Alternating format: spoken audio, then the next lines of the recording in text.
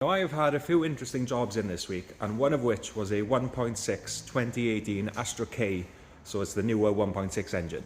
Now this came in because the customer thought that they had a belt noise. They thought their auxiliary belt was squeaking, but eventually that stopped before they even managed to bring the car into me, and when that stopped, a new fault developed. They'd have an uneven idle, and when they were driving the car and they stopped at a junction, they'd put their foot in on the clutch and the revs would lift up to 2.5 thou. They also had an engine management light on the dash and a trouble code stored for fuel mixture too lean.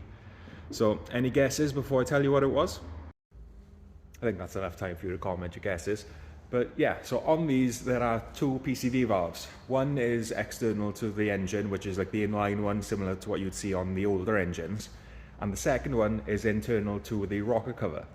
This bad boy. So when this was on the car and it was just idling, you could hear like an air leak sort of noise. And it was coming from this valve here, which is the internal PCV. And you flip this over. And that plastic housing, in there's your diaphragm.